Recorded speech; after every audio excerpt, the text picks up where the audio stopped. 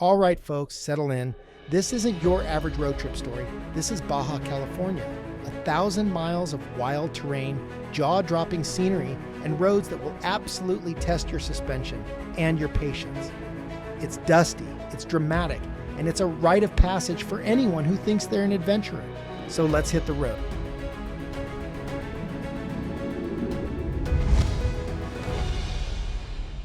Mexicali, the gateway to Baja.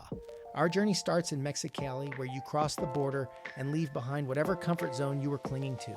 This city isn't here to coddle you.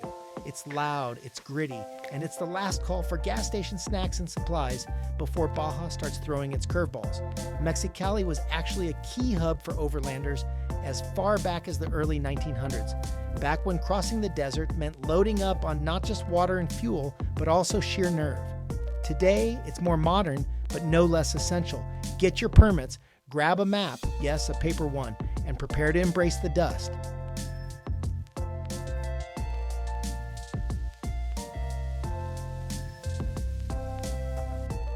San Felipe, the calm before the desert storm. Next stop, San Felipe. This little seaside town is where the Sea of Cortez starts teasing you with its beauty. In the 1950s, it was a haven for adventurers looking to escape the hustle of American cities, and it still has that off-the-grid vibe. The waterfront here is perfect for stretching your legs, inhaling some shrimp tacos, and stocking up on supplies. You'll need them because the road south to Guerrero Negro is long, and once you're out of town, it's just you, your rig, and miles of desert. San Felipe charm isn't just in its views, though.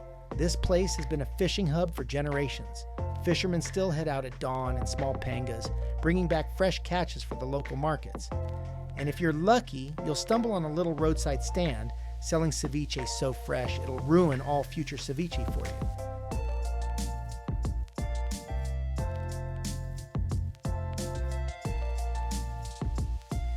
Guerrero Negro, whales, salt, and sunsets.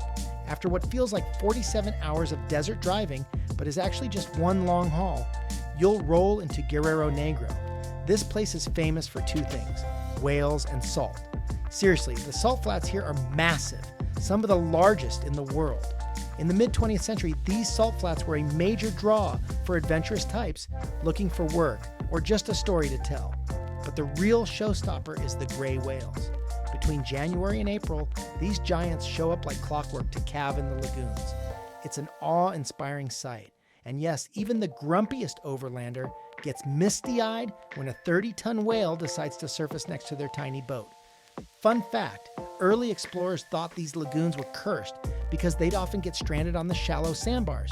Turns out they just didn't know how to navigate Baja's waters. Rookies. Camping here is all about those sunsets. Set up your rig on the outskirts of town, pour yourself something cold, and watch the sky light up in colors that make every dusty mile worth it.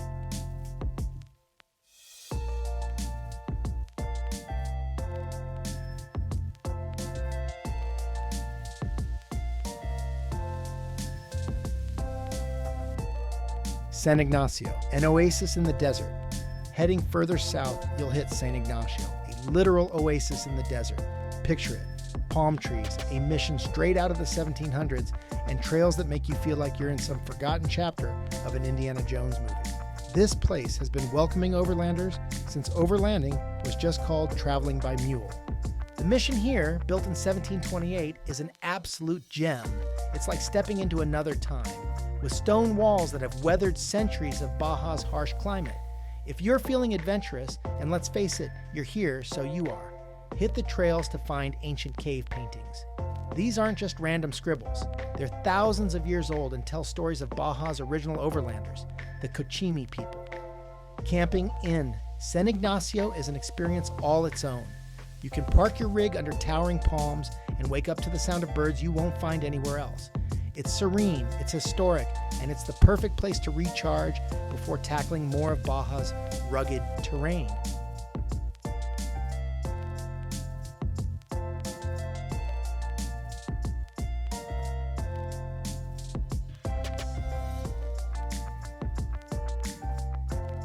Santa Rosalia, French Flair, and Baja. Now let's talk about Santa Rosalia, the town that makes you go, Wait, am I still in Mexico?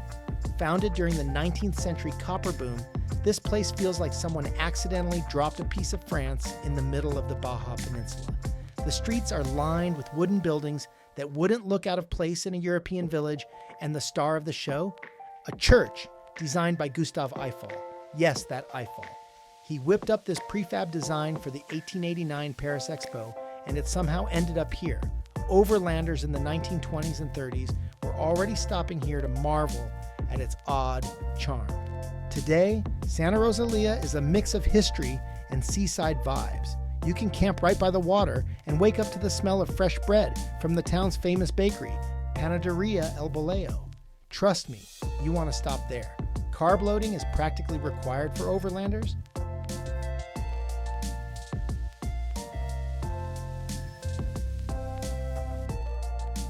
Mulege, river meets desert, onward to Mulege, where the Baja magic keeps getting better. This town is a tropical oasis where a river winds through the desert, creating a lush green landscape that's perfect for camping. Mulege has a quirky history. Its old prison was so laid back that prisoners were allowed to leave during the day to work in town. Imagine that. Hey, don't forget to clock out and be back in your cell by sundown. For overlanders, Mulege is a playground. You can explore the river by kayak, hit the trails in the surrounding mountains, or just chill by your rig and soak in the views. It's the kind of place where you'll lose track of time, and honestly, isn't that the point?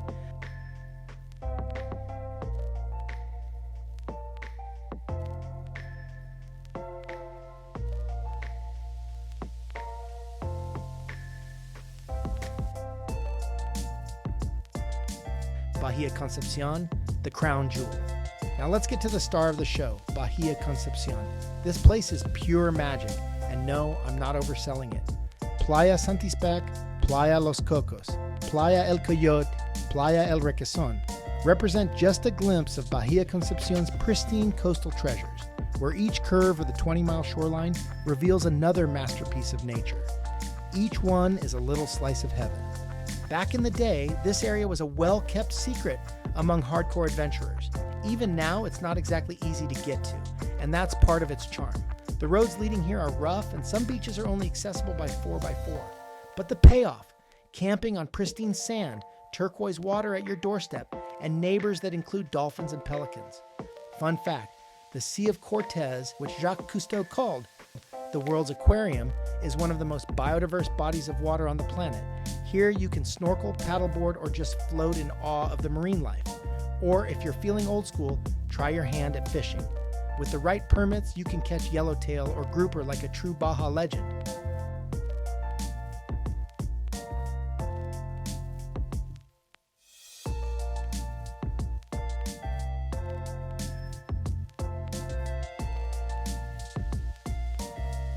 The final stretch, La Paz, Todos Santos, and Cabo. From Bahia, the road south takes you through La Paz, a city where overlanders have been resupplying for decades. This is the place to refuel, restock, and maybe indulge in some of the best seafood you'll ever eat. Nearby beaches like Balandra are perfect for a quick dip, or a full day of lounging if your rig needs a break.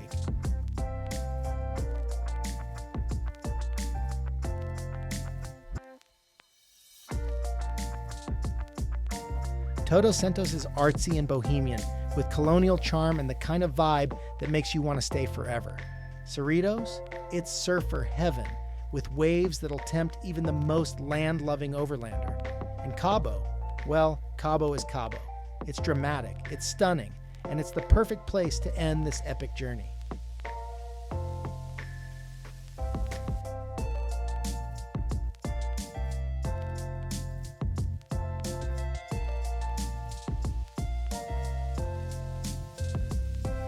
Baja, the Overlander's pilgrimage. Here's the thing, Baja isn't just a destination. It's a test of your grit, your rig, and your ability to roll with the punches. It's about the people you meet, the places you stumble upon, and the stories you'll tell for years.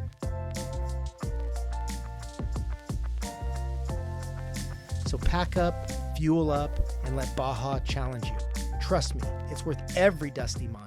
Experience cultures in their most authentic form, and write your own chapter in the grand book of overlanding adventures. Baja California awaits. Are you ready?